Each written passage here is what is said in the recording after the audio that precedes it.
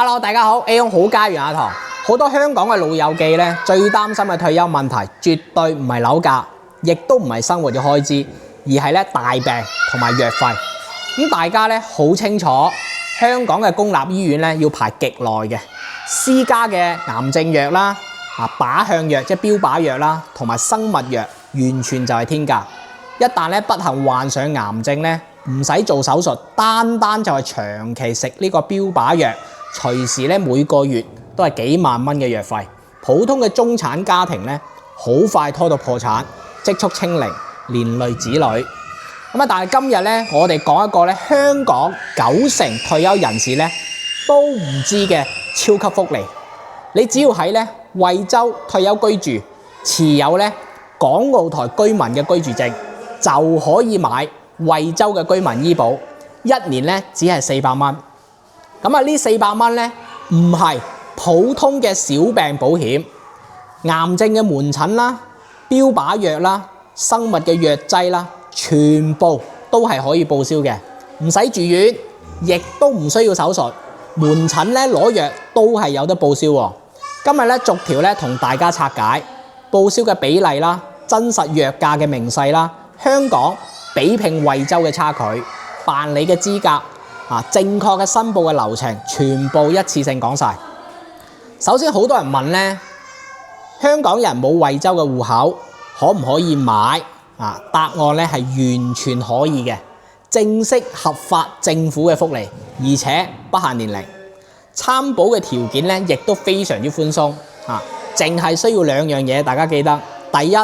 你持有港澳台居民嘅居住證，咁居住證咧就租樓同買樓就直接可以辦嘅啦。第二，你喺惠州咧長期居住，唔屬於咧惠州市嘅在職嘅職工，即係意思講冇上班，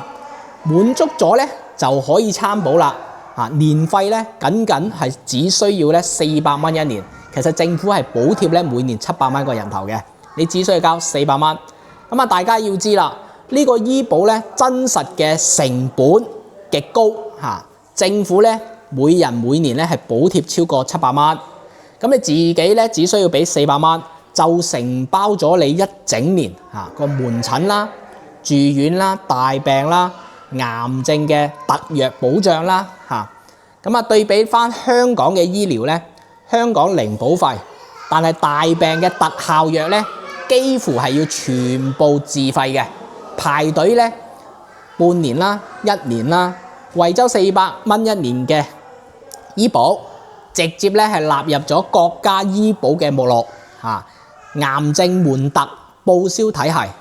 性價比咧簡直係碾壓級別嘅。呢個咧就係咧點解越嚟越多香港嘅長者選擇落地惠州退休最大嘅原因，規避咧天價醫療嘅風險，保住咧半生嘅積蓄。講個知識點啦，下面好多港人咧有一個巨大嘅誤區，以為咧醫保淨係住院先至可以報大病，大錯特錯。依家咧惠州嘅居民醫保咧，針對惡性嘅腫瘤有一個好重要嘅政策，惡性嘅腫瘤門診慢特病，簡稱門特。只要你辦理咗門特嘅備案，就算你全程唔做手術，只喺門診定期覆診，長期服用呢個咧靶向藥即係標靶藥、生物藥、抗癌嘅藥劑，全部都係可以按照大病嘅比例去做報銷嘅。呢個咧係專門咧針對於晚期癌症、大樓生存、長期食控制病情嘅人群，完全貼合咧依家主流嘅癌症治療嘅方案。冇辦門特嘅普通嘅門診藥費報銷係極低嘅，限額係極低嘅，呢個要注意。如果辦好呢個門特咧，門診攞呢個抗癌藥就等同於住院超高嘅比例嘅報銷。呢一步咧係成個福利嘅核心嘅精髓。好，同大家講清楚啦，惠州居民醫保加癌症門特真實嘅報銷嘅規則。第一，3級醫院即係惠州大部分嘅3甲級嘅公立醫院啦，標靶藥、生物藥嘅門診報銷嘅比例咧係75%。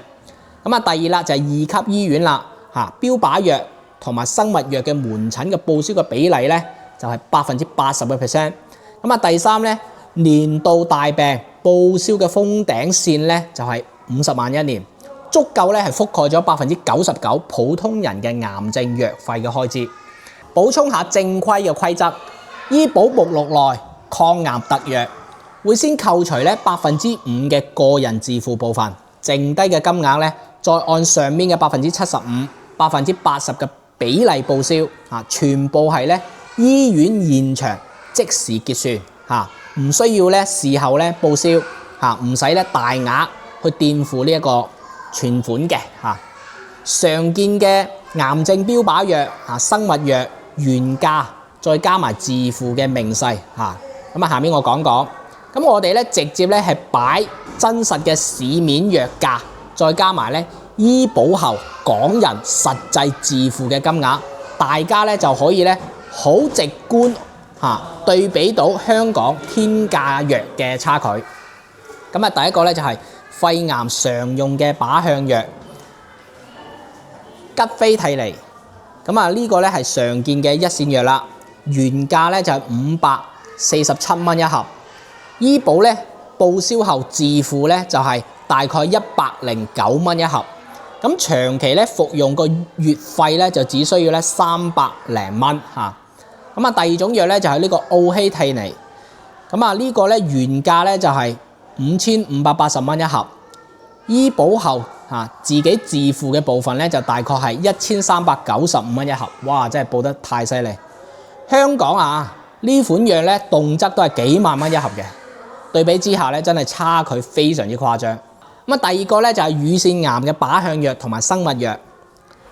咁啊，呢個藥咧就係叫曲妥珠單抗，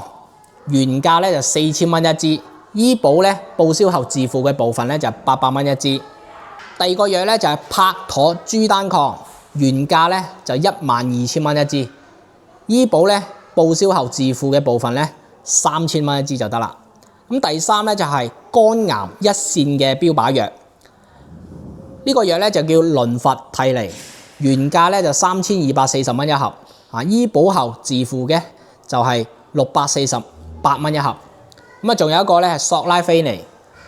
原價咧就2400蚊一盒，醫保報銷後咧自己自付嘅部分咧就480蚊一盒。咁第四啦就係結直腸癌生物藥。咁啊，呢隻藥咧叫咧貝佛珠單抗，原價咧就2000蚊一支，醫保咧報銷後自付嘅部分咧就400蚊一支。咁第五咧就係呢個萬粒白血病靶向藥啦，即係標靶藥啦。咁啊，呢隻藥咧就叫伊馬替尼，原價咧就1500蚊一盒，醫保報銷後自付嘅部分咧就300蚊一盒。大家真係可以想象喺香港呢啲藥咧基本都係全額自付嘅，隨時一個月嘅月費咧掏空咗，即係幾萬、十幾萬、幾十萬嘅積蓄。喺惠州400蚊一年嘅醫保，直接咧係將天價嘅抗癌藥打成咧平時嘅日常價嘅日常藥。咁啊，對於咧退休人士嚟講咧，呢個唔係慳錢，係保晚年、保家人。咁啊，專門咧以下就整理咗咧香港人專屬嘅辦理嘅步驟，一步一步咧照住做就得啦。咁啊，第一步，落地惠州居住，租樓又好，買樓又好，咁就可以申請辦理港澳居民嘅居住證。咁啊，合法居住啦，退休必備嘅證件買醫保一定要有居住證。第二步，每年固定嘅時間，大概9至12月咧，參保惠州城鄉嘅居民醫保，年費咧統一400蚊，線上月醫保嘅小程序，或者街道辦，或者黨群中心咧就可以辦理噶啦。咁第三步咧，如果確診咧相關嘅腫瘤咧，攜帶呢個病理嘅報告，醫院嘅診斷證明，喺醫院嘅醫保窗口呢個記住，又或者線上嘅粵醫保微信小程序，免費申請惡性腫瘤門特備案，咁備案一次咧就長期有效，一次辦理咧就終身受用嘅。第四步定點公立醫院門診覆診，一定嘅定點嘅，即係做咗門特備案之後咧，要定點一間你覺得好嘅，又或者附近嘅，要定點嗰間醫院門診同埋覆診攞靶向藥，即係標靶藥同埋生物藥。現場，因為你定點咗就可以咧實報實銷現場咧直接結算，即時報銷只俾自付嘅部分全程咧就唔複雜嘅，亦都唔使話委託人，亦都唔需要走後門，全部都係公開透明嘅政府福利。以下咧我哋講幾個咧最緊要嘅避坑位都講講。第一個咧，絕對一定要辦門特備案唔辦門特咧，普通嘅門診嘅藥嘅報銷嘅比例係極低嘅，年度嘅限額咧都係極低嘅，完全發揮唔到抗癌醫保嘅優勢。辦好門特備案咧先係真正天價藥嘅福利。咁第二個咧就係只報銷國家醫保目錄內正規嘅抗癌藥。目前咧惠州市納入醫保嘅癌症特藥咧係超過58種，覆蓋咗絕大部分常見嘅腫瘤一線同埋二線治療嘅用藥。咁第三咧，超級建議搭配咧就惠州惠醫保呢個我平時比較少講，微信搜索小程序惠州惠醫保作為一個補充醫療，每年咧100幾十蚊，專門係兜底醫保報銷唔到嘅自藥費、進口藥雙重保障。第四咧，400蚊係全年嘅福利，包含咗小病嘅門診、住院同手術大病癌症嘅特藥，絕對係咧大灣區退休最抵買嘅保障。總結一句啦，香港退休最大嘅風險咧，從來唔係生活貴，係大病嘅藥費咧隨時一夜返貧。依家咧你喺惠州退休，一年400蚊就可以鎖定癌症，唔需要做手術都可以門診報銷，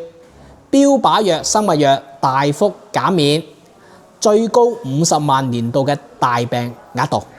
規避咧香港天價醫藥破產嘅風險。呢個咧絕對係咧專屬於港人大灣區退休隱形嘅超級嘅福利如果咧大家想要知道咧香港人居住證嘅辦理流程啦，每年醫保參保嘅時間啦，門特申報資料嘅清單，可以留言關注我哋咧，持續分享最真實、最落地嘅香港人大灣區退休、就業、置業嘅乾貨。下期再見，拜拜。